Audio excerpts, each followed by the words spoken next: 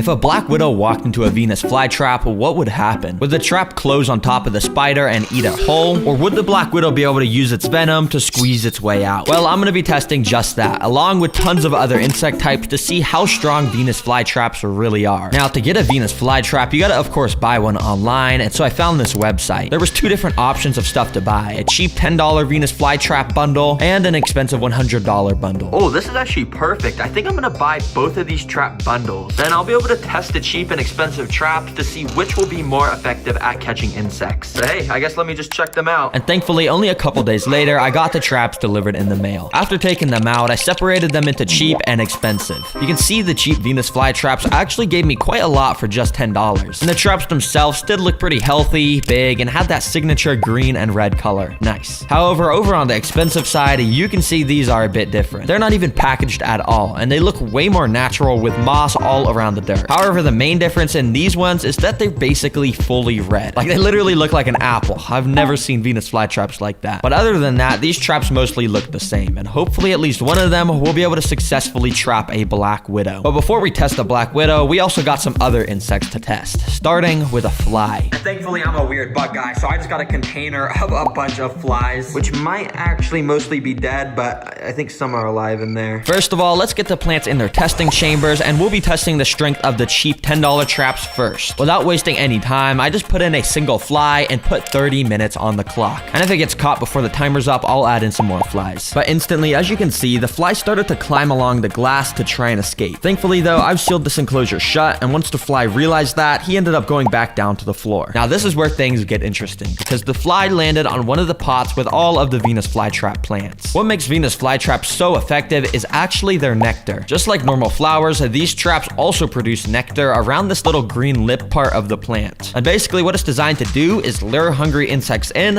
and while they're eating the plant, of course, it shuts. But I guess because these plants are so cheap, they didn't have very much of that nectar, because after standing around for like a minute, the fly just flew away without even stepping in any of the jaws. And from there on out, the fly basically drained the 30-minute timer down all the way to 3 minutes by just standing on the glass. However, eventually he decided to explore near the cheap Venus flytraps once again. And this time he got a little bit too close, because he stepped onto one of the traps and it could literally close on him right now. But the trap took a second too long, and the fly was able to fly out once it sensed the movement. You see, Venus flytraps have a very interesting system for how they detect prey and activate their jaws, which I'll go more in depth with when the trap actually traps an insect. For now, the fly just sort of walked around on the dirt for the rest of the timer, and well, the cheap trap was a fail. Thankfully, over on the right, we got the expensive one though, worth 10 times more, and this should have a much better result. So I put in a new fly, and let's get the timer started to see how quickly this guy gets caught. Now, I'm not gonna lie, this fly was a bit crazier than that first one, because for the first 3 minutes, he literally just flew around the entire enclosure like he was insane, just hitting all the glass trying to escape. But after he tired himself out, it was time for the Venus flytraps to do their thing. Instantly, you can tell the fly was way more drawn to the traps, as these expensive ones have a much stronger, more smelly nectar. And that was proven because right after, the fly walked in one of the traps. But quickly, it walked out right as the trap closed. Yeah, you can see in this instant replay, the trap may have missed the fly, but comparing the cheap and expensive traps, the expensive one closes way faster. And only a minute later, the fly was still chilling near the traps, and this time the nectar caught him off guard, because he walked onto the trap and put his face straight up to the lip of the plant where it was. And well, yeah, the video is paused right now, but you could probably tell what's about to happen. Just like that, the trap got a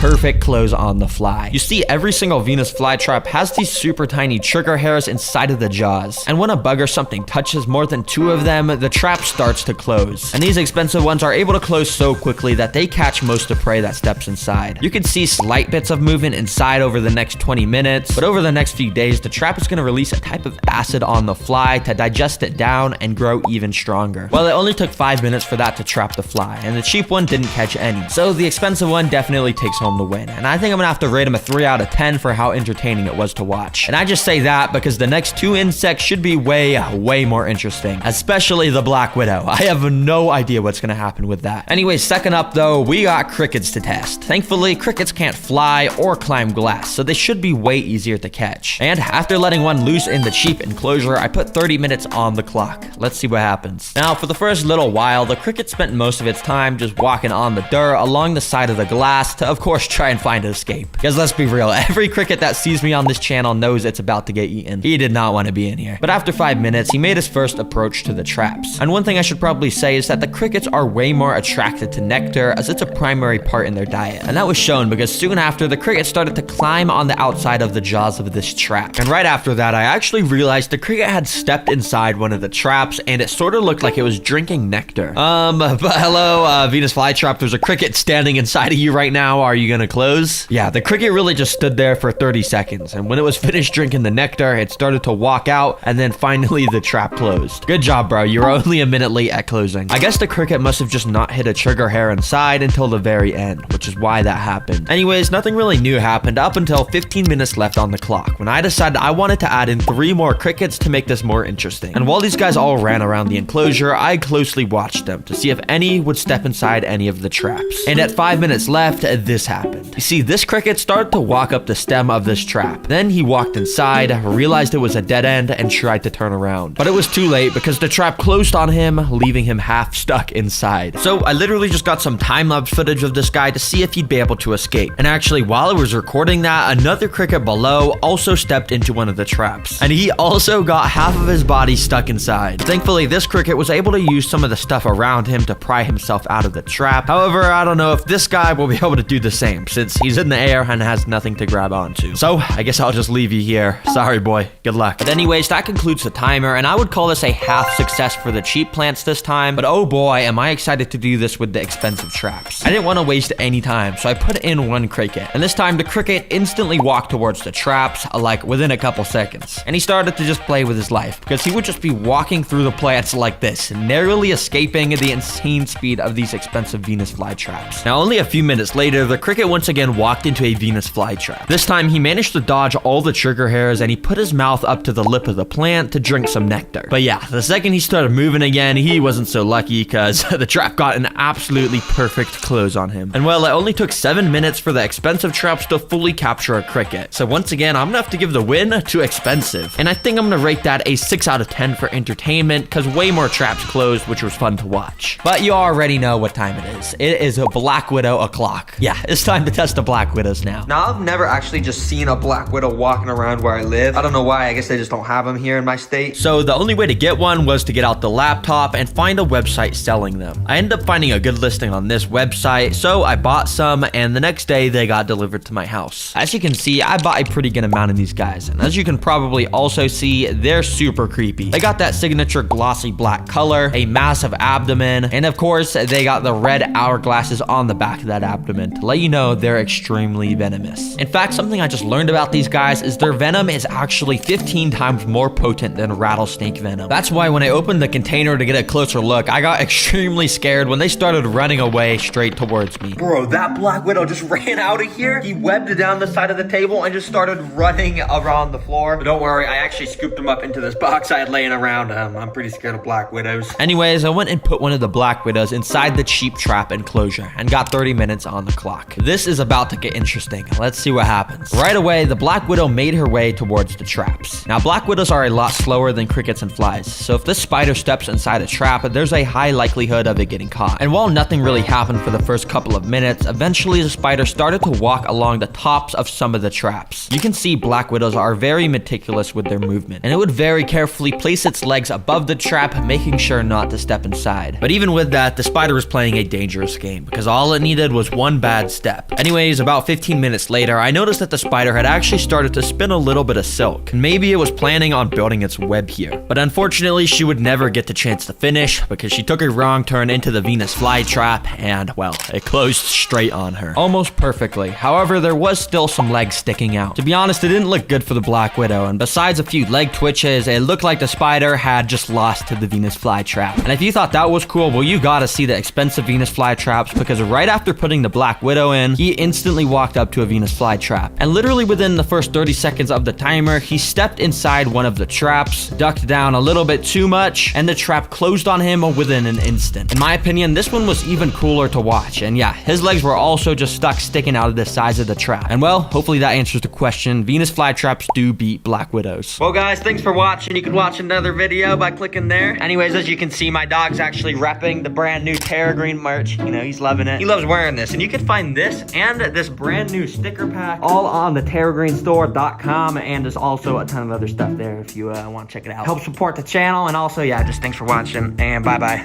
Good boy, Jet.